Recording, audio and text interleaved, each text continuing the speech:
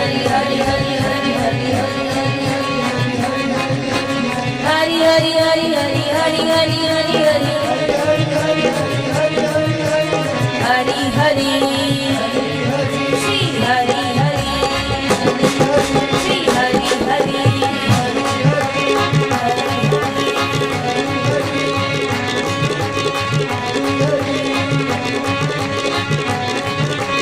हरि हरि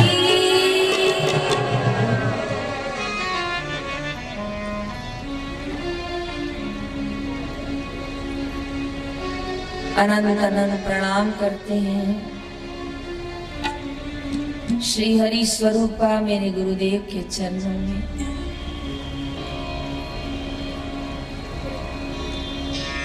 जिन मेरे गुरुदेवों ने तपस्या करके इस ब्रह्म ज्ञान को, इस वेदों के ज्ञान को जन जन तक पहुंचाया है, और ऐसे ही मेरे गुरुदेव ने पिछले 7 वर्षों से ऐसा आशीर्वाद, ऐसी कृपा बरसाई कि समिति साधकों ने संगठन करके एकजुट होकर बापूजी के दैविक कार्यों को नित नित आगे बढ़ाते रहे।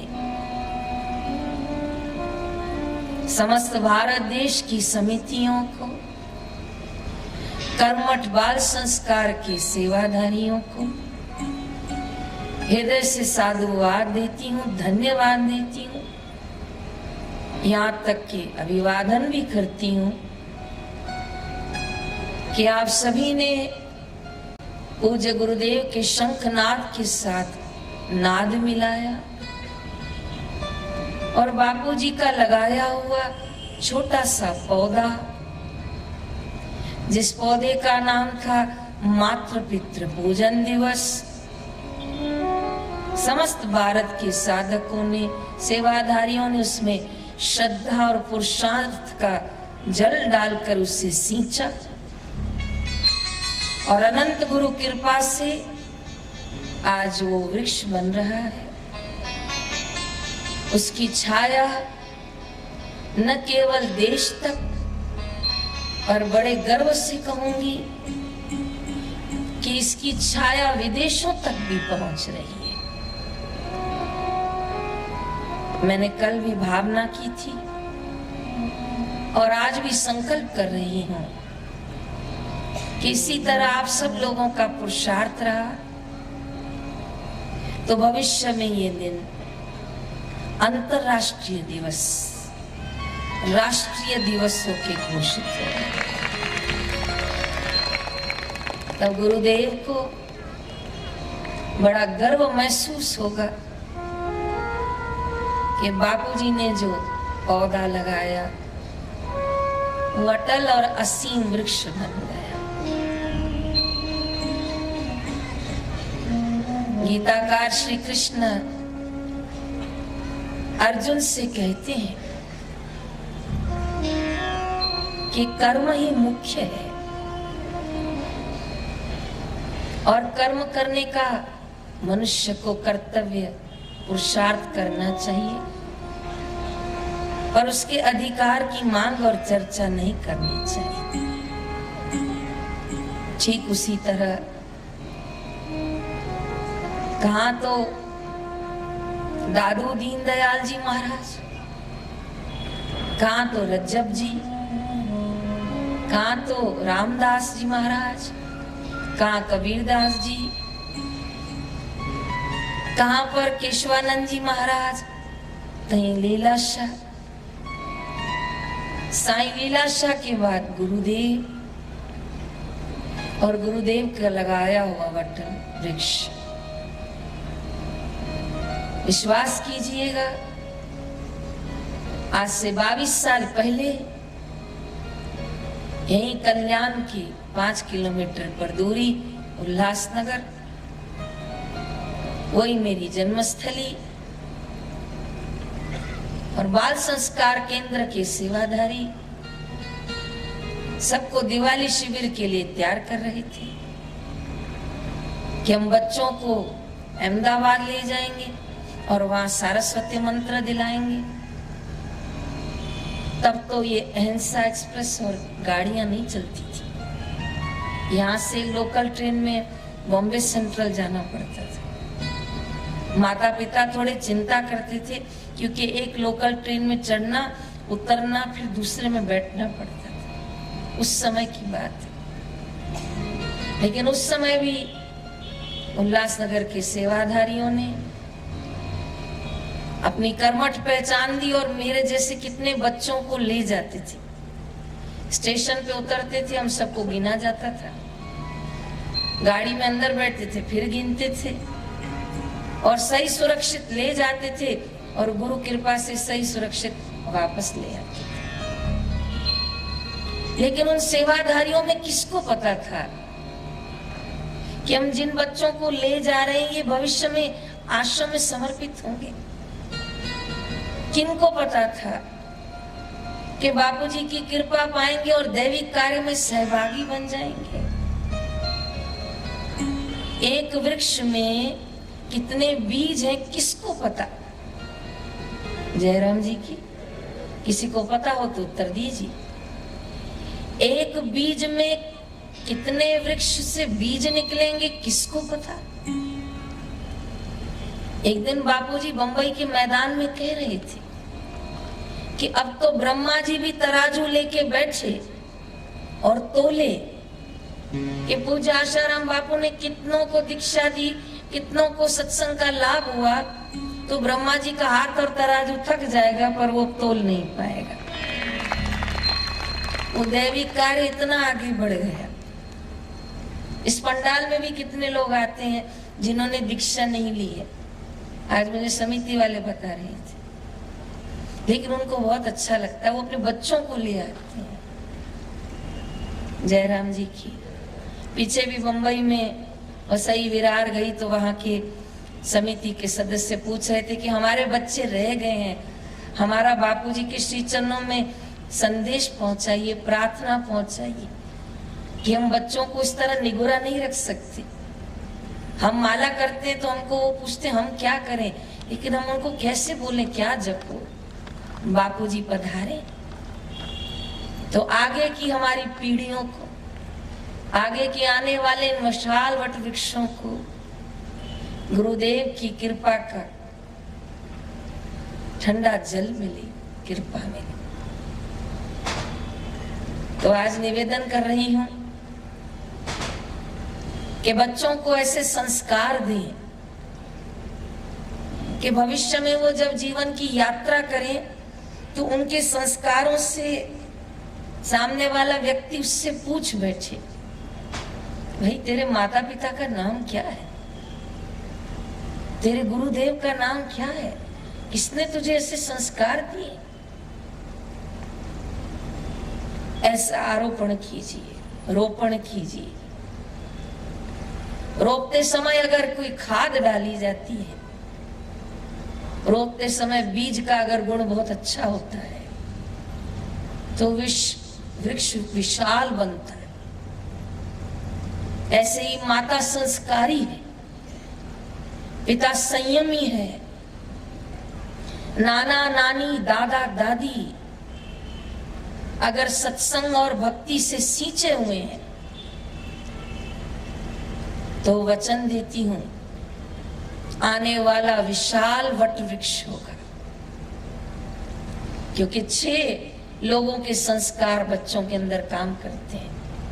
मैंने बताया नाना नानी दादा दादी और माता और पिता, 6। 2 और बताऊंगी। एक संस्कार मनुष्य के अंदर और काम करते हैं जो उसके पूर्व जन्म के होते हैं।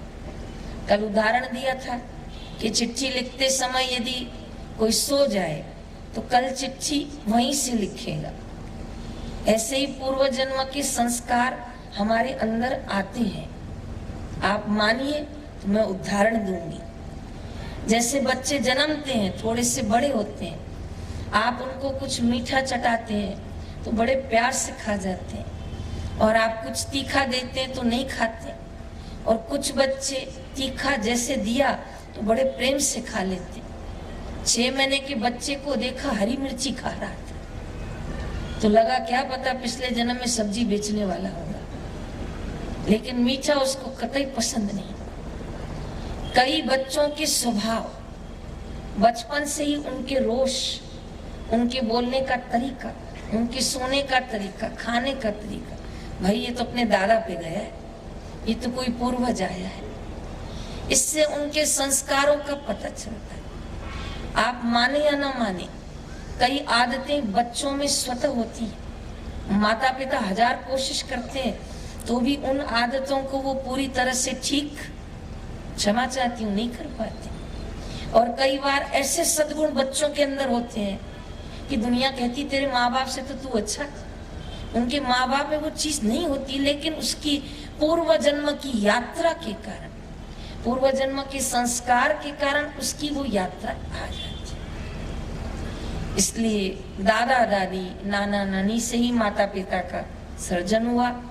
माता पिता के मिलन से आगे बच्चे का सर्जन होता है, और उसके पूर्व के संस्कार भी उसके अंदर काम करते हैं। और 8वें संस्कार कि वो किस स्थान पर रहता है, वो किस प्रकार का भोजन करता है, उसको कौन से सद्गुरु प्राप्त होते हैं, कौन सी पाठशाला में वो पढ़ता है, और अंतिम बोले बिना नहीं रह पाऊंगी कि किसकी मित्रता है उसके साथ। आपको ये सब चीजें जब गणना करेंगे तो आपको समझ आएगा कि मनुष्य के संस्कारों का इससे निर्माण होता है। कई बार शास्त्रों में ऐसा उल्लेख आता है कि राजा का बेटा चोर निकला। जब हैरान हो गए लोग, पकड़ा तो कहा ये तो राजा का बेटा है। हैरान हो गए, तुझे क्या कमी पड़ी जो तू ये कार्य करने गया? राजा भी शर्मिंदा हो गया, रानी भी शर्मिंदा हो गई। पर पता चला कि पूर्व जन्म में चोर था और इसको लगा मरने वाला हूं, उससे पहले सब दान पुण्य मंदिर में करके आया, इसके नाम से मंदिर बन गया, लोग उसमें तीर्थ करते, पूजन करते, उसको पुण्य लगा, तो ये दूसरे जन्म में बना राजा का, बोलिए, बेटा। बेटा तो बन गया, लेकिन चोरी के संस्कार रह गए। और कई बार चोरी छुपे सुनने की आदत, कई बार चोरी छुपे मलाई खाने की आदत जयराम जी की, कई बार चोरी छुपे वस्तु रख के आने की आदत, कई बार चोरी छुपी पैसे जमा करने की आदत। ये संस्कारों के कारण आता है। लेकिन अनंत अनंत प्रणाम करती हूँ ब्रह्मज्ञानी महापुरुषों के चरणों में, जो सत्संग से इन संस्कारों को, बुरे संस्कारों को काटते हैं। और हजारों बाल संस्कार भारत देश में बने, जिनसे जुड़कर आज मेरे जैसे 14-15 साल की बच्चियां आश्रम में अपना जीवन समर्पित देकर आज 47 साल की जीवन यात्रा में चल रहे हैं।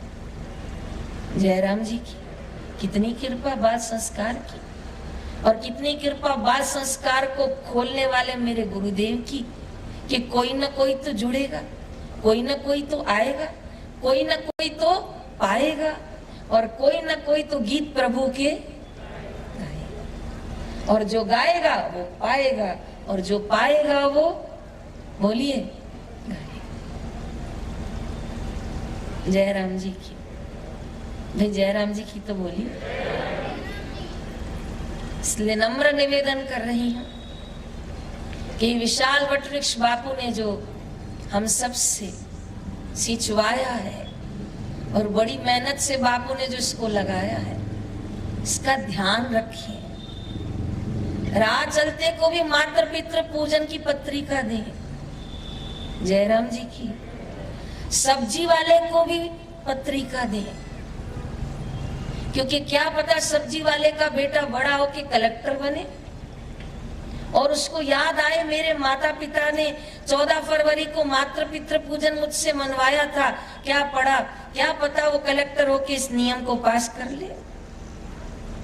फिर कह रही हूं, कौन सा बीज, कौन सा, बोलिए, वृक्ष बन जाएगा, नहीं पता।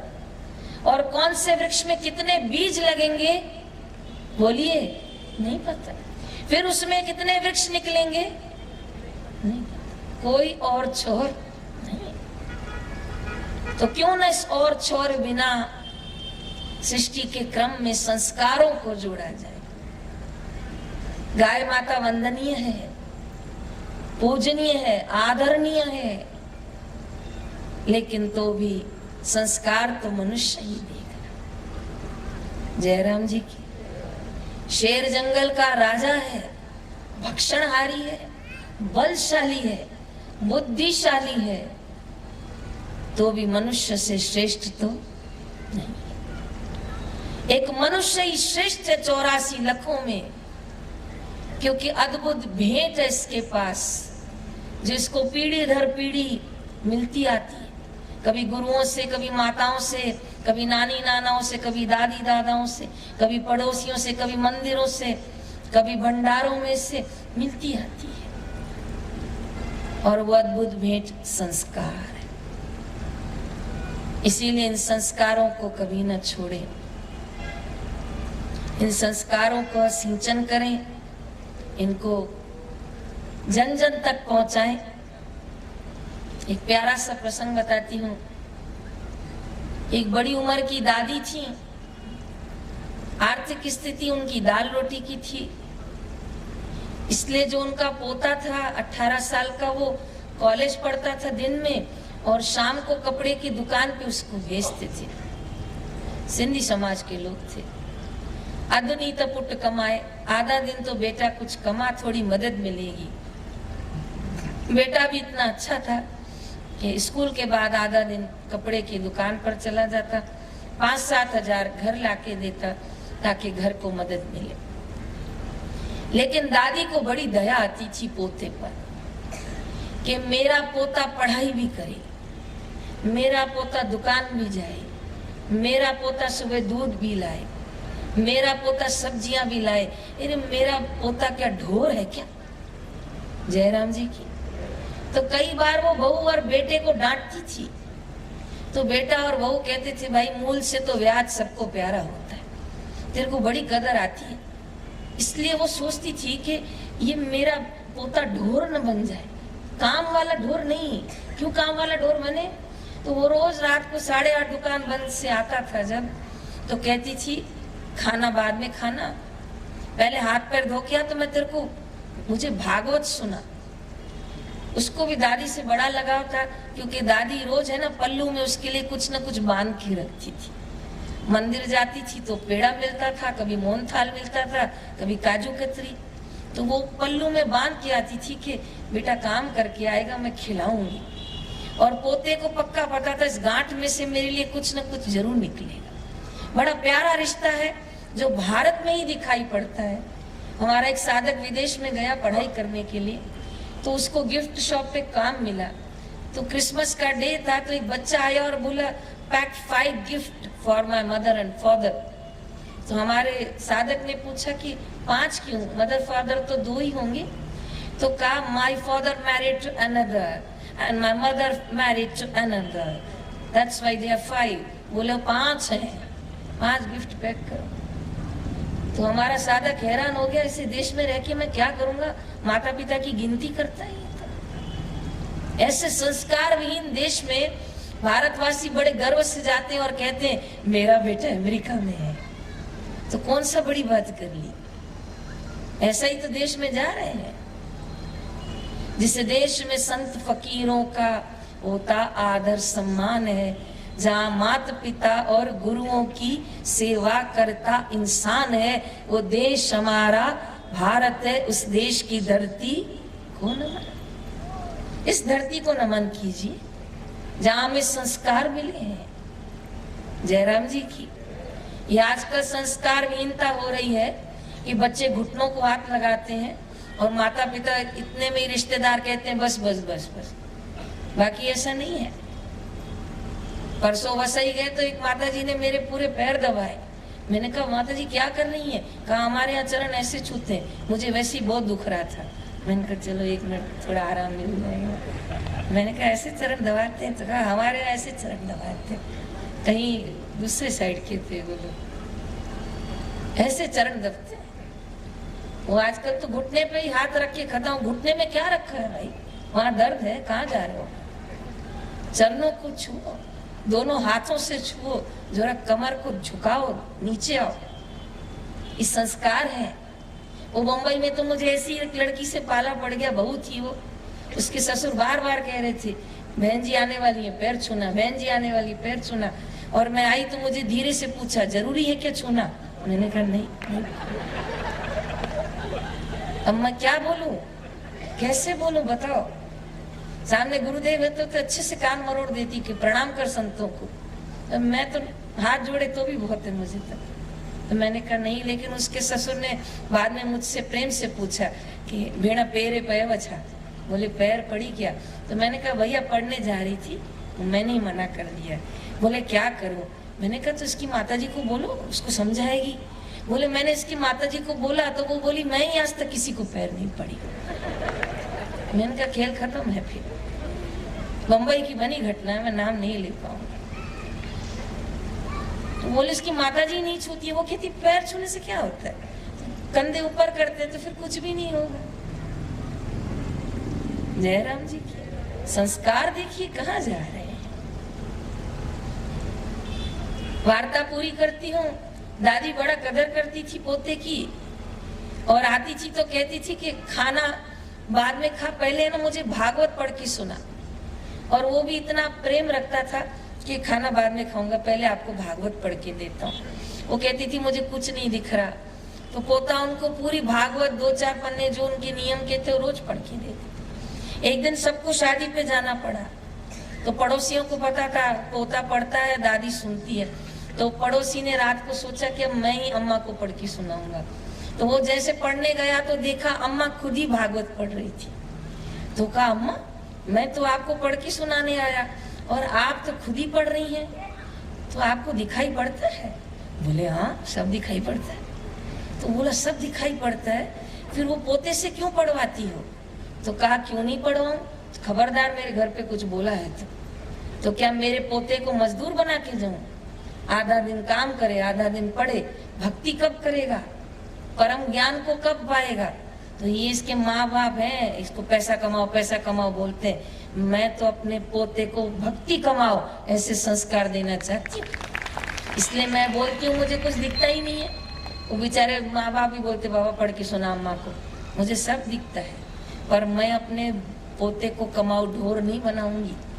मेरे पोते को मैं संस्कार डालूंगी, कृष्ण भक्त बनाऊंगी, मैं ऐसे छोड़ के नहीं जाने वाली। और जो तो उसने उसको भागवत पढ़ना सिखाया, उसको तुलसी का पूजन सिखाया, उसको एकादशी सिखाई, तो उसकी दादी माँ गुजर गई। उसके बाद उनको भागवत का इतना रस था, वो रोज रात को उसी टाइम पे पढ़ते थे और उसी टाइम पे पड़ोसी उनको सुन के आते थे। इतना बढ़ गया कि उनके घर के बाहर एक आंगन बना दिया गया, उसमें बड़ा फोकस लगा दिया गया। रोज रात को 9 से 10 पूरा आस पड़ोस आता भागवत होता। वो भागवत होते होते एकादशी हो गई, एकादशी होते होते कीर्तन हो गया, कीर्तन यात्रा हो गई, और फिर पूरे आस पड़ोस गांव को उन्होंने भक्ति का बोलना पड़ेगा रंग। अब आप श्रेय किसको दोगे? बोलो, बोलिए। दादी के संस्कार। मैं इसी प्रसंग को आपको लाना चाहती थी कि इस तरह मनुष्य संस्कारों से सींचा जाता है, और जब वो सींचता है तो माँ मैंगीबा के संस्कारों से साईं आशाराम बन जाता है। आंसूमल से हो गए साईं लीलाशाह के घर में भी माता पिता का सानिध्य उनको नहीं मिला ज्यादा, दादी थी, उन्होंने ही कथा सुना के संस्कार दिए साईं लीलाशाह, और कहा भक्ति कर पुट, भक्ति कर, पंहिंजो मनुष्य जन्म सफल कर, असां वांगुर जन्म न करे, तू मोक्ष पाए, भक्ति पाए। ऐसी दादी उनको कथा सुनाती थी। जो साईं लीलाशाह ज्यादा समय दादी रही भी नहीं, फिर मस्त फकीर योगी राज होकर देश विदेश में योग सिखाए। आओ श्रोता तुम्हें सुनाऊं महिमा लीला शाह की, सिंध देश के संत शिरोमणि बाबा बेपरवाह की, जय जय लीला शाह साईं जय जय। देश विदेश प्रसिद्ध हो गए। उनके पीछे भी दादी माँ के संस्कार थे। अगर आप बीरबल की बात करो और मुझसे पूछोगे कि श्रेय दो उसकी बुद्धिमता को, तो श्रेय बीरबल की माता को जाता है। पुराने जमाने में अस्पताल नहीं होती थी, दाई माँ होती थी। वो आ गई थी घर में शाम को, बोला अभी टाइम है, रात को बोली अभी हो जाएगा, तो माँ बोली अभी, तो बोले हाँ मैं रुको मुहूर्त देखती हूँ। पुराने जमाने में खूब बुद्धि सूक्ष्म थी, मुहूर्त देखी और बोली थोड़ा समय खींच ले, बेटा भाग्यशाली होगा। कहा और कहा 4 बजे तक खींच लेगी तो बेटा सूझबूझ का धनी होगा, ऐसा सूझबूझ का धनी होगा कि दुनिया उससे राय लेगी, खींच थोड़ा। कहा और कहा अगर प्रभात तक खींच गई राजा होगा तेरा बेटा। कहा दाई माँ पर बहुत पीड़ा हो रही है, पेट में बहुत दुख रहा है, तो कहा थोड़ा कष्ट से पर टाल समय को, अभी जन्मा ना तो तेरा बेटा साधारण होगा, दाल रोटी खा के आजीवन चक्की चला के घर की पूरी करेगा। तो कहा दाई माँ तू बता क्या करूं? तो कहा फिर पैर ऊपर कर। तो ईंट बांधी पैरों से, नीचे की जगह पैर को ऊपर बांध दिए ताकि प्रसूति टले। और टाली टाली टाली, लेकिन सुबह 4 बजे उनको प्रसूति हो गई। और जो पुत्र जन्मा उसका नाम हुआ बीरबल। अकबर ने आजीवन किसी से सलाह लेकर कार्य किया तो उसका नाम है बीरबल। पद से बिला शक अकबर बड़े थे और बुद्धिमता से हमेशा, और आजीवन पीढ़ी दर पीढ़ी बीरबल का नाम चलेगा, क्योंकि माँ उस समय उस मुहूर्त को पाल गई। आज भी महिला मंडल अहमदाबाद महिला आश्रम के द्वारा ऐसे ऐसे दैविक कार्य आयोजित किए जाते हैं। हमारे आश्रम की वैद्या ऐसा मुहूर्त निकालती हैं कि जिस समय ग्रस्त में प्रवेश करे तो उनका आने वाला संतान ऐसा चिरंजीवी, ऐसा युग पुरुष और ऐसा सूझबूझ का धनी बने। और 9 महीने उनको बताती हैं, इस महीने ये रंग पहनो, इस समय ये खाना खाओ, 5वें महीने में बच्चे का हृदय आता है, इस समय ये घी लो, इस समय औषधि लो। देखो फिर क्या सिंचन होता है। जयराम जी की जो महंगा फल होता है उसकी उत्पत्ति बहुत कम होती है। इसी प्रकार जिनके जीवन में संस्कार होते हैं, संस्कारों का सिंचन होता है, ऐसे धरा पर लोग गिनती के होते हैं। और वो जब धरा पर आते हैं तो पूरे धरा पर उनके नाम का जय जयकार करके जाते हैं। जयराम जी की कभी कभी बापूजी के सत्संग सुनती हूँ, आप लोग भी सुनते हैं, मंगलमय चैनल आदि आदि। हर बार बापूजी के सत्संग में एक आनंद और एक ब्रह्म ज्ञान छलकता है। और इतनी कथाएं, इतने वेद, इतने पुराणों का खजाना बापू ने जोड़ा है। इतनी बापूजी की बुद्धि सूक्ष्म है कि लगता है कि हमारा जीवन छोटा पड़ जाएगा पर बापूजी के सत्संग कम नहीं पड़ेगा। और इतनी विशाल मति, इतनी सूक्ष्म बुद्धि। अभी भी कोई गुरुदेव को बहुत पुरुषार्थ करके जोधपुर दर्शन करने जाता है और बापूजी अभी दूर से आते होते हैं, साधक खड़ा होता है, बापू दूर से उसको पहचान के बोलते हैं, अरे तू यहाँ कैसे, तू तो यहाँ का रहने वाला है। वो हैरान हो जाता है कि 7 वर्ष से गुरुदेव भीतर है, 9 वर्ष से मैं बापूजी से मिला नहीं हूँ, लेकिन बापू मुझे नाम सहित कैसे पहचानते। इसलिए क्योंकि बुद्धि सूक्ष्मतर सूक्ष्मतम ऋतंबरा प्रज्ञा, सब में उस आत्मदेव की झलक करते हैं, इसलिए विस्मृति नहीं आती। और ग्रहग्रस्त के लोगों का हाल तो देखो, जब से मोबाइल आया वो 10% बुद्धि थी, वो भी चली गई। अब तो अपने घर का नंबर भी याद नहीं रहता। और आगे बाकी थोड़ा बहुत काम था, वो YouTube, internet, Facebook, phone book जो भी है वो सब उन्होंने पूरा कर दिया। इंसान को लूला लंगड़ा बना दिया। जिस दिन मोबाइल बंद हो जाएंगे उस दिन सबकी शक्लें देखना। जयराम जी की वो पहचानेंगे ही नहीं, तुम कौन हम कौन, याद ही नहीं रहेगा। और माताओं को एक निवेदन करके जा रही हूँ, आप माताएं वो महान कलाकार देवियां हैं जो अपने बच्चे के जीवन का नव निर्माण करती हैं। मैं किसी और की तो क्या बोलूं, बस ट्रेन से यात्रा करती आ रही थी मथुरा से, सामने वाले सीट पे माता जी को 6-8 महीने का बच्चा था, ज्यादा ही थोड़ा बड़ा होगा। तो उन्होंने अपने बच्चे को खाना खिलाना चाहा, कुछ लिक्विड टाइप लाई थी और बच्चा खा ही नहीं रहा था, तो उसने मोबाइल चलाया। जयराम जी की देखो हंस रही है सब। जैसे मोबाइल चलाया, बच्चा बिल्कुल खाना रेडी, मोबाइल देखता जाए वो खाना खिलाती जाए, मोबाइल देखता जाए वो खाना खिलाती। फिर वो मुझे बोली 2 मिनट में हाथ डब्बा धो के आ रही हूँ। मैंने कहा माता जी इसको कैसा आपने किया है? बोले क्या करूं बहन जी, पता नहीं कैसे हो गया, मुझे तो लगता है पिछले जन्म का ही संस्कार है। अब दी खुद डाली पीछे जन्म के ऊपर। तो कहा क्या करूं, खाता नहीं था, मैंने थोड़ा सा मोबाइल ट्राई किया तो खाने लग गया। तो अब तो वो कह रही ब्रांड दोष है। तो मैंने कहा अगर पीछे जन्म का दोष है तो फिर समझो ये माता पिता का दोष है। वो जब ग्रस्त में प्रवेश किए होंगे तो दोनों की हालत मोबाइल से जुड़ी हुई होगी, तो बच्चा ऐसा आ गया। जो तुम कह रही हो मैंने नहीं दिए, तो फिर किसने दिए? नारी तू नारायणी जाग सके तो जाग। सत्संग पे आना चाहती हूँ, लेकिन ये संस्कार का विषय निकल गया है, तो निवेदन करके आगे मुड़ रही हूँ। पर निवेदन स्वीकार करना पड़ेगा कि जो माता पिता, दादा दादी, नाना नानी, पूर्वज और हमारे पूर्व का जन्म जो होता है, उससे कई संस्कार पड़ते हैं। इसलिए मनुष्य को नाम जप के द्वारा, सत्संग के द्वारा, गुरुदेव की वाणी के द्वारा, सत्शास्त्र अध्ययन के द्वारा, सत्कर्म के द्वारा अपने संस्कारों को ईश्वर की ओर, गुरु की ओर मोड़ना चाहिए। नहीं तो ये संस्कार कई बार, क्षमा चाहती हूँ, मनुष्य के दुर्भाग्य और विफलता का कारण बन जाते हैं। जयराम जी की, भाई जयराम जी की तो बोली।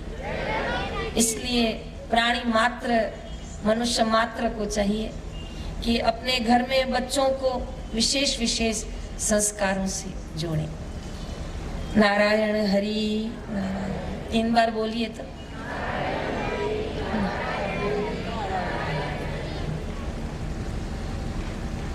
एक चोर था, वो चोरी करने गया। अब कहोगे दोष, दोष दूंगी कुछ परिस्थिति को और दोष कुछ संस्कार, दोनों में। चोरी करने गया तो किसी ने कहा कि यहां मत करो, सबसे अच्छी चोरी मंदिर में मेला है उसमें करो, श्रद्धालु जन आएंगे, कुछ न कुछ तो भगवान को चढ़ाने लाएंगे, आप वहां अपना काम करो। हाँ ठीक है। वो मंदिर में नजर मार रहा था, पूरी उसकी निगरानी बहुत तेज थी। कई बार चोर की दृष्टि बड़ी माहिर होती है, बेचारा इंसान सोचता है अभी तो रखा था कहाँ गया, पर वो बड़ा माहिर होता है। और कोई लोग तो इतनी युक्ति युक्त होते हैं। एक सज्जन को पता चला कि ट्रेन में जो सामने बैठा है वो चोर है, और इसको पता है कि मेरे बैग में सामान है, अब सोऊं कैसे? तो उसने क्या किया कि चोर ने जो जैकेट उतारा था उसी में सामान डाल दिया। जयराम जी की चोर ने उसका पूरा सूटकेस नीचे ऊपर कर दिया। उसको पक्का पता था, उसने उसको रेलवे पे देख चुका था कि इसमें सामान है। आखिर नहीं मिला, नहीं मिला तो नहीं मिला। आखिर जब अजमेर आया तो चोर भी उतरा और वो भी उतरा, तो बोला साहब खाली इतना बता दो। बहुत दूर रह के पूछा, जीवन में क्या पता फिर मुलाकात होगी कि नहीं, बस आप इतना बता दो, मैंने सोना देखा था, वो आपने कहाँ रखा? बोले मूर्ख तेरी शर्ट में उतार के रखा था। और जयराम जी की, और सुबह तो बाथरूम गया, मैंने पूरा सामान ले लिया। तो शास्त्रों में इसका उदाहरण आता है कि जैसे सेठ बड़ा अक्लमंद था, बोला ये सब जगह ढूंढेगा लेकिन अपनी शर्ट तो नहीं ढूंढेगा, तो उसमें ही डाल के रख दिया। तो कहा भगवान ने ज्ञान कहाँ रखा? बोले इंसान उधर ढूंढेगा, उधर ढूंढेगा, उधर ढूंढेगा, लेकिन इंसान के अंदर रख दिया। तो अंदर जाना कौन सिखाता है? संत सिखाते हैं। जयराम जी की मंदिर बोलो तो, तोड़ो इसको, मन के अंदर, मंदिर मन के अंदर।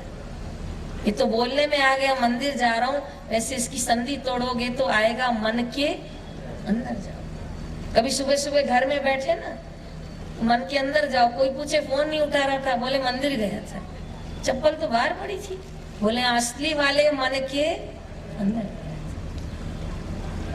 बहुत प्यारा प्रसंग पूरा करती हूँ। तो वो चोरी करने गया तो सत्संग चल रहा था मंदिर में। आपके जैसे सब लोगों का शक्ल इधर था, और ये दाएं बाएं देख रहा था कि किसी की मुझे कुछ मिल जाए तो काम करके मैं थोड़ा खसकूं। लेकिन बैठे बैठे क्या करे, जब तक कोई ग्राहक मिले तब तक जैसे सब लोग सत्संग सुन रहे थे, ऐसे ये भी बोलो सत्संग सुन रहे थे। अब देखना, संस्कार चोरी के मंदिर में करने आया है, बोलिए तो चोरी, लेकिन कान में पड़ रहा है सत्संग। इतना अच्छा लगा पहली बार, वो लालच लालच में थोड़ा घुसता घुसता अंदर आ गया। अंदर भीड़ से भीड़, कंधे से कंधा अंदर आया तो संतों के सामने आ गया। इसकी नजर तो संतों के पास भी कुछ आए तो उठाऊं, पूर्व के संस्कार। लेकिन संत की जैसे दृष्टि पड़ी तो संत ने दूर से इसको ऐसे किया, क्या चाहिए, थोड़ा डर गया। और सबने मत्था टेका तो इसने भी मत्था टेका। बाकी लोग देने वाले थे और ये लेने वाले। जयराम जी की जैसे आगे आया, संत के आगे दान दक्षिणा पड़ी थी तो इसने उस पे हाथ लगाया। संत को लगे, इसको लगे कि ये उसमें कुछ, बोलिए तो, रख रहा है। चोरी तो वैसी होती है। तो जैसे वो रखने नहीं गया था पर उठाने गया था, जैसे उठाने की किया तो संत ने हाथ के ऊपर हाथ रख दिया। जयराम जी की। अब संत ने हाथ के ऊपर हाथ रखा इसको देने के लिए। बोलो, जरूर थोड़ी सिर पे ही दिया जाता है, हाथ पे भी रखा जाता है। शाबाश। जैसे हाथ के ऊपर हाथ रखा तो ये डर गया। इसके संस्कार भैया के थे, वो तो आनंद दे रहे थे। तो इसने कहा नहीं ले रहा हूं, नहीं ले रहा हूं। जयराम जी।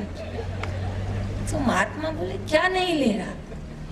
महात्मा नहीं नहीं नहीं नहीं नहीं, नहीं ले रहा हूं, आप शोर मत करना।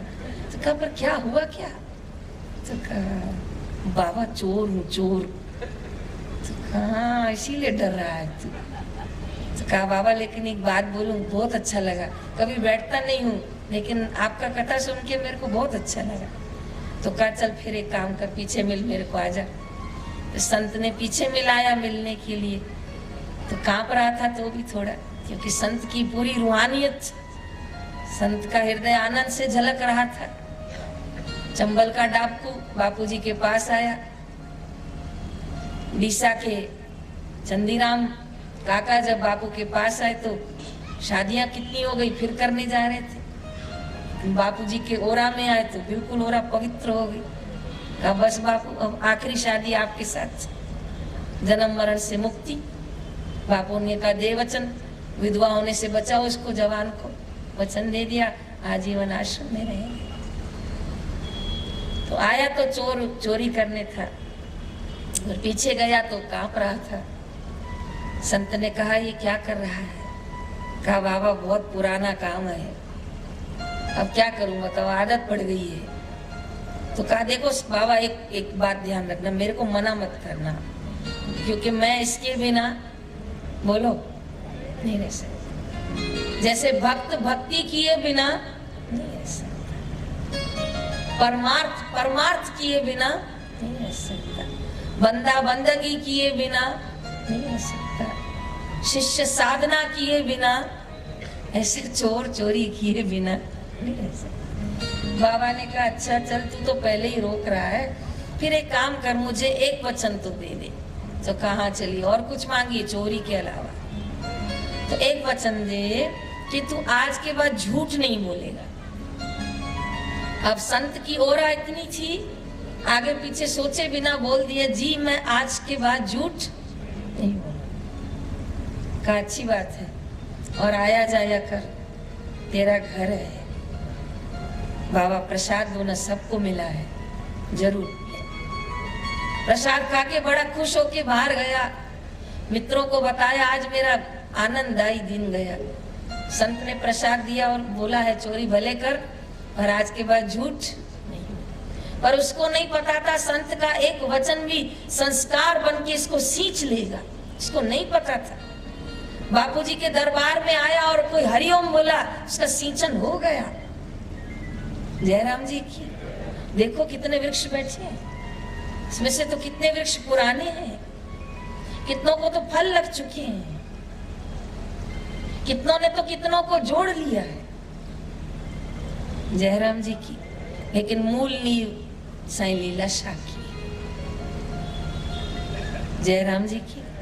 भाई पीछे वाले बोलो तो सही, बच्चे बोलो तो सही।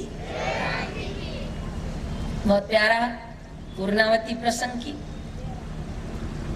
नियम पक्का, चोरी करनी है लेकिन झूठ नहीं बोलना है। राजा के दरबार में पीछे से चढ़ा, अंधेरा, रात का 1:30 बजा। राजा को छाती में जलन हो रही है, चक्कर काट रहा था। और गर्मी लग रही थी इसलिए राजा ने कम वस्त्र पहने थे।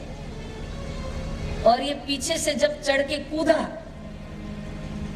और देखा तो सामने कम वस्त्रों में कोई खड़ा है। इसने इसको पकड़ा, तो कौन? तो चोर को लगा ये भी कम वस्त्रों में, ये भी चोरी करनी आया जयराम जी की। चोर ने उसको बोला तू कौन? उसने बोला पहले तू आया, तू बता तू कौन? तो कहा मैं चोरी करने आया हूँ।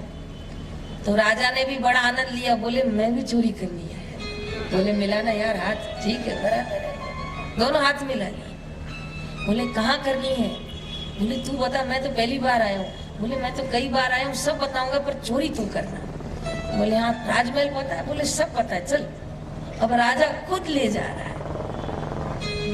राजा खुद लेके गया है चप्पे चप्पे से धीरे धीरे, और जहां पर प्रकाश होकर खजाना खोला है तो चोर की ऐसी कोई ईमानदारी, कोई पूर्व का फिर संस्कार, कहा भाई आधा तेरा और आधा मेरा, क्योंकि मुझे लाने में तूने मदद की, वरना मैं तो यहाँ पहुंचता ही नहीं। कहा बाबा ले, आधा तेरा आधा मेरा। दोनों ने आधा आधा किया। राजा तो भी हंस रहा था, लेकिन एक बड़ा हीरा बच गया। राजा ने बोला इसका क्या करें? बोले देख भाई, इसको ले जाएंगे, आधा आधा करेंगे तो हीरा न तो तेरे काम का न तो मेरे काम का। तो राजा बोला तू ले ले फिर चोर को। चोर बोला फिर तू ले ले। दोनों का दिल एक जगह पे संस्कारी था। आधी रोटी तुम खा लो, नहीं नहीं तुम खाओ, मेरे को कम खाऊंगा तो चलेगा। जयराम जी की। और कई लोग होते हैं आधी पहले अपने थाली में रख देते, क्या पता आखिरी में। हाँ बिल्कुल सही बोल रहे हो, बस अपना अपना संस्कार और क्या है, वही तो दिखाते हैं हम, और क्या करते हैं। इसलिए तो कई बार बोलते हैं तेरे माँ बाप का कुल पावन किया, पुत्र तुम्हारा जगत में सदा रहेगा। फिर ऐसी अमर ज्योत घर में आती है। तो राजा ने बोला भाई तू ही बता क्या करें। बोले काम करते मित्र, वो राजा बेचारा सुबह वैसे ही दुखी हो जाएगा, ये एक तो राजा के लिए छोड़ देते हैं। बोले हाँ हाँ ये सही बात है, एक राजा के लिए छोड़ देते हैं। दोनों ने उसको छोड़ दिया, और राजा इतना पक्का था उसको गले मिलाया। बोले मेरे साथ दोस्ती करना, आगे भी कभी तेरे साथ काम करना पड़े तो। बोले जरूर। तो तेरा नाम बता, नाम बता दिया। बोले तेरा घर बता, तो घर बता दिया। राजा बोले जा तू जहाँ जाता हो, सुबह खुद ही मिलूंगा तेरे। सब नाम पता उसको पूछ लिया कि फिर से तेरे साथ चोरी करूंगा। सुबह जैसे राजमहल में आए हैं राजा, और जो मुख्य मंत्री थे उनको पूछा है कि देखिए अंदर कोष में क्या क्या है। तो जब मंत्री गया तो सभी कोष बोलिए खाली पड़ा था, एक हीरा। अब सुनिएगा संस्कार की कथा, अब सुनिएगा। मंत्री के पद पर था, पगार मिलती थी, देखा सभी कोष खाली है, एक हीरा बचा है। जहाँ सब खाली है राजा को बोलूं दूंगा कि वहां पर कुछ भी, हीरा उठा के जेब में डाल दिया। जयराम जी की। क्योंकि राजा को अब मनवाने में देर कहाँ लगे, क्योंकि वैसे ही साफ है। तो वो एक हीरा डाला और जोर से चिल्लाया, चिल्लाते चिल्लाते राजमहल में आए, राजन पूरे कोष खाली है। अब सोचिए राजा स्वयं था, संस्कार मंत्री के प्रदर्शित। राजा बोला मंत्री एक बार फिर से जाओ। कहा राजन एक एक खोल के आया हूँ। कहा मैं कह रहा हूँ ना एक बार फिर से जाओ। कई बार राजा मौका देता है, कई बार ऐसे सतगुरु भी अपने शिष्य को मौका देते हैं, बोल। और कई बार धर्मराज जीव को मौका देते हैं, बोल तूने क्या क्या किया था। जयराम जी की। इसलिए जैनी संप्रदाय में एक दिन आता है, वो माफी मांगते हैं, हमसे गलती हो गई,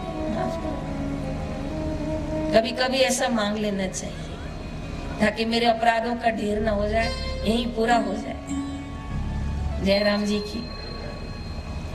राजा ने फिर कहा एक बार फिर देख लो। फिर गया, कहा राजन बिल्कुल खाली सब कुछ, इतना इसका बोलना। और राजा ने कहा कि राजद्वार बंद कर दीजिए, अब यहाँ से कोई भी बाहर, बोलिए यहाँ नहीं, राजा ने बोला यहाँ से बाहर अब कोई नहीं जाएगा। क्या प्रसंग बताऊं मैं आपको। एक बार हरिद्वार में मई का महीना था, बापूजी अक्सर वहीं विराजमान होते थे मई के महीने में। तो एक दिन दोपहर का समय था और गुरुदेव पधारे और आप लोग कुछ कुछ प्रसाद लाते हैं, तो बापूजी ने 2 परात मंगवाई और उसमें सब प्रसाद को बापूजी ने मिलवाया इस तरह। और आखिरी में तो बापूजी ने भी अपने हाथ से उसको मिलाया और सबको देखा। आप जितने बैठे हो हम इसके 1/4 थे, करीब हम लोग 50 लोग थे। तो बापूजी ने कहा कि इन लोगों में से जिसने खाना नहीं खाया है वो हाथ ऊपर करे। तो सब खाना खा के बैठे थे करीब करीब, तो 8-10 लोगों ने ही हाथ ऊपर किया। बापूजी ने कहा आओ, जिन लोगों ने खाना नहीं खाया आगे आओ, मैं उनको प्रसाद देता हूँ, आओ। तो सब लोग आगे गए और बापू ने इतना इतना प्रसाद दिया और बोला ये जो खाना खा के बैठे ना, इनके सामने जाके खाओ और इनको बोलो देख तूने खाना खाया, मैं प्रसाद खा रहा हूँ, देख। बापू बोले ऐसा खाओ कि इनके मुंह में पानी आना चाहिए। अब जो आ गया थी तो वो सब लोग हमारे सामने चटर चटर करके खा रहे थे और हम क्या करें क्योंकि हम लोग खाना खा चुके थे। तो दूसरे दिन सब ने सोच लिया था कि आज बापू आएंगे और फिर बोलेंगे भाई जो नहीं खाया उसको प्रसाद। तो इसलिए हम सब ने क्या किया, डब्बे में भोजन डाल के रख दिया, पर खाया नहीं हम लोगों ने। तो गुरुदेव पधारे और बोले कि आज जिसने खाना खाया है, जो खानदान है, जो खा पी के आता है घर से, आओ आगे आओ। अरे आज खानदान हो गए खा पी के, तो हम सबके चेहरे छोटे हो गए। कुछ ही लोग थे ऐसे जो घर से खा के आए थे, सब तो हम लोग बाहर के थे आश्रम के। तो बापूजी ने फिर उनको खिलाया और बोला इन सबके सामने जाए, भूखे ले देखो कैसे खाते हैं। तो बड़ा दुख हो गया हम लोगों को कि कल खाया तो फंसे और आज नहीं खाया। सबके चेहरे ऐसे मुरझाए हुए हैं, फूल की नाई बैंगन कैसे हो जाता है कि स्वामी जी कैसी बात है। फिर स्वामी जी ने बोला चलो चलो, जिन्होंने खाना नहीं खाया उठो उठो खाओ, नजर लगाएंगे, उठो उठो उठो खाओ। तो हम लोग सब जा रहे थे और सब मुंह में बड़बड़ बड़बड़ करते जा रहे थे, बापू अच्छी बात नहीं है, कल भी नहीं दिया, आज भी नहीं दिया। बापू खूब हंसे क्योंकि हम सबके चेहरे ऐसे हो रहे थे कि शायद बुला लें, शायद दया आ जाए, सोन पापड़ी भेज दो बापू, चना ही दे दो बाबू, मूंगफली दे दो, कुछ तो दो, ये सब इतना सारा खा रहे हैं, हम ऐसे ही बैठे। आखिर हम सबको बुला गया, जाओ जाओ जाओ खाओ जाओ, चलो चलो चलो। तो हम सब अपना अपना डब्बा लेके खाने लग गए। बापू इतना हंसे हैं, इतना हंसे, हम लोग को देख देख के हंसे कि इनके चेहरे देखो। और कल भी मुरझा गए थे क्योंकि वो हमारे सामने खा रहे थे और आज भी ऐसा हो गया। फिर हम सब गेट तक पहुंच गए, फिर बापू ने बुला रहे आओ आओ खिलाता हूँ, आजा आजा। फिर हम सबको खूब खिलाया। तो बड़ा आनंद आता है, गुरुओं की लीला को समझना बड़ा मुश्किल होता है। बापू हमको आखिरी तक देख रहे थे कि ये इनका चेहरा किस हद तक खराब हो सकता है। सबके चेहरे खराब हो गए थे क्योंकि कुछ खाने बापू दे नहीं रहे थे। और जब बापू अपने हाथ से मिलाते हैं तो लगता है इसका एक दाना भी हमको मिल जाए तो कितना आनंद है। जयराम जी की। चलिए कथा पूरी करती हूँ। नगर द्वार बंद करवा दिया गया, राजद्वार, और कहा गया कि अब राजद्वार में कोई बाहर नहीं जाए। अब राजा ने घोषणा की कि सबका पूरा जांच की जाए। मंत्री कांप रहा था बुरी तरह से। संस्कार दोष, राजघराने से लेने की आदत, मुफ्त का चबाने की आदत, सरकार का धन उठाने की आदत, ये चोरी है। पिता का धन उठाने की आदत, बड़े भाई का धन उठाने की आदत, मालिक का धन उठाने की आदत, संस्कार दोष है। मंत्री कांप तो रहा था पर उसे लगा राजा मेरा थोड़ी जांच करवाएगा। पर जब उसकी जांच हुई तो बुरी तरह से फंसा, बड़ा हीरा निकल गया। रात तक तो हाहाकार मच गई। अब जिसके पास एक हीरा निकला तो दोष चला जाता है कि पूरा ही तुमने उठाया। और राजा साक्षी था क्योंकि आधा माल तो राजा के पास था। जयराम जी की। राजा ने मंत्री को बुलाया और बता कि सच बता दूसरा माल कहाँ है। कहा राजा अपने माँ की सिर पे हाथ रख के कह सकता हूँ मेरे पास एक ही हीरा है। तब राजा ने आधा माल अपने कोष से मंगवाया। सब हैरान, कि राजा के पास माल कहां से आया। राजा ने कहा बाकी आधे का भी पता देता हूं, पर मैं चलूंगा साथ में। ठीक उसी पते पर पहुंच गया जो चोर देके गया था। चोर देखकर हैरान हो गया कि ये तो रात को मित्र बना था और अब आया है राजगाड़ी पे। वो आसपास पूछने लगा कौन है, बोले राजा है। बोले नहीं नहीं, ये तो मेरे साथ चोरी किया रात को। जयराम जी की तो राजा भी हंस पड़ा और उसको बोला गले लग। बोले पहले तू सच बता, तू है कौन भाई। तो कहा राजा हूँ यहाँ का। तो कहा रात को तुमने तो चोरी की मेरे साथ। तो कहा तू मिल गया, तू चोर था। मैंने कहा चल कर लेते हैं, चल। और पता तो तेरे से पूरा पूछ लिया था, सुबह तो सामान तुझसे लेना ही था। कहा पर तेरी एक बात पे दिल बड़ा खुश हो गया, तूने अपना नाम ठीक बताया, तूने अपना पता बिल्कुल ठीक बताया। ये तेरी बात पे मेरा दिल खुश हो गया।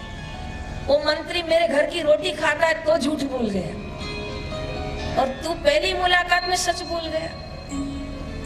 तो चोर की आंखों से आंसू आ गए। राजा बोला कुछ नहीं करने वाला हूँ, रो क्यों रहा है।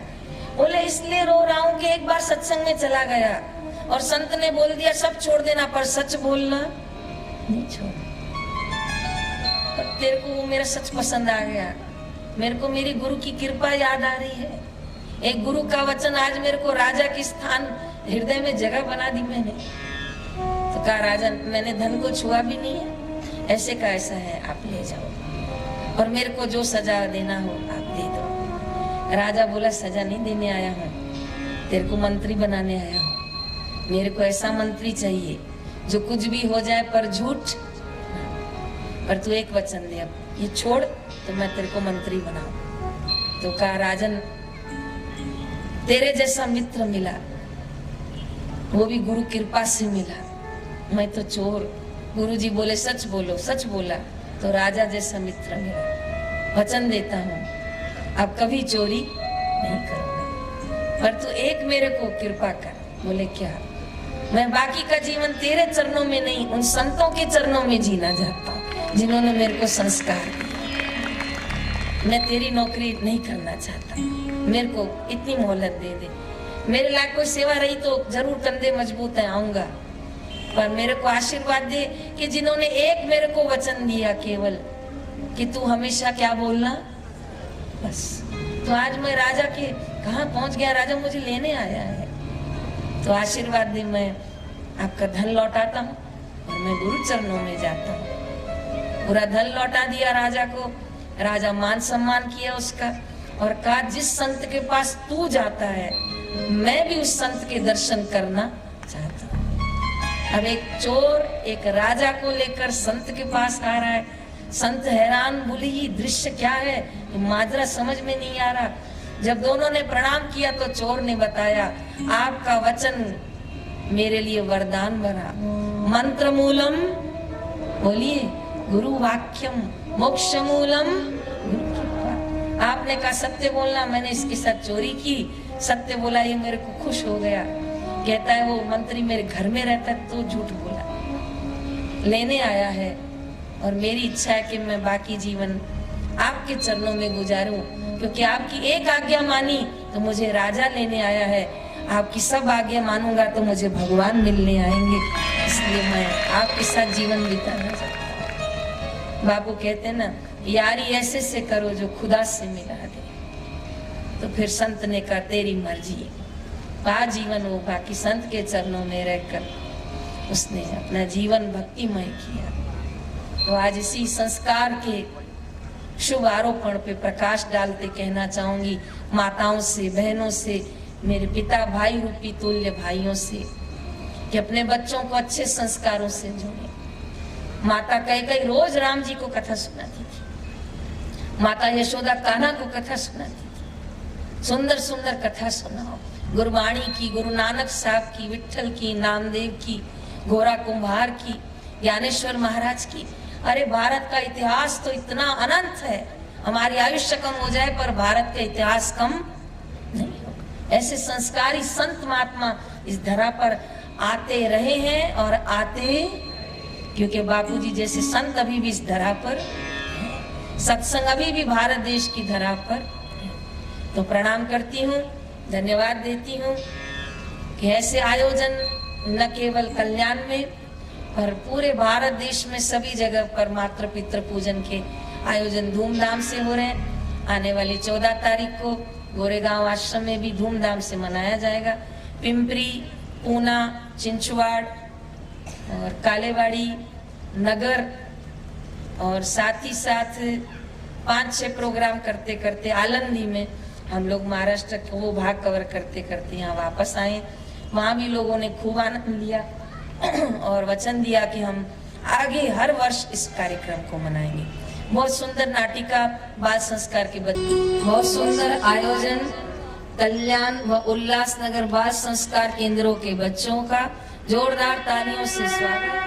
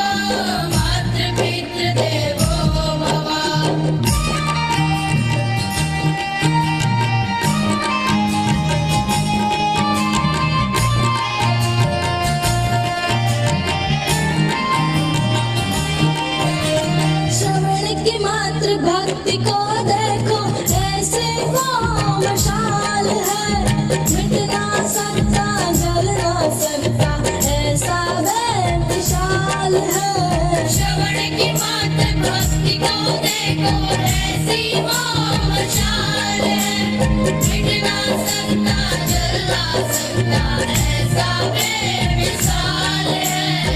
अच्छी सीख लेना है प्यारे जीवन बने महान है, अच्छी सीख लेना है प्यारे जीवन बने महान है। भूल न जाना है माना तू ईश्वर की संतान है, भूल न जाना है माना तू ईश्वर की संतान है। मातृ पितृ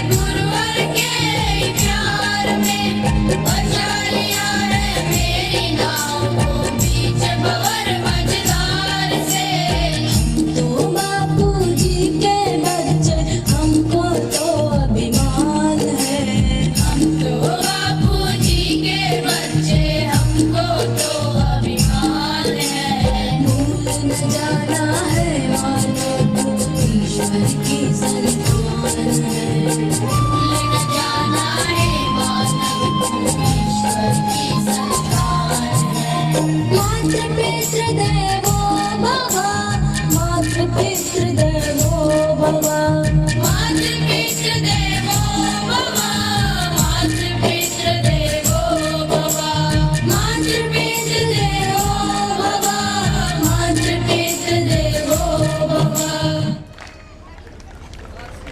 जोरदार तालियां। आइए आगे आइए।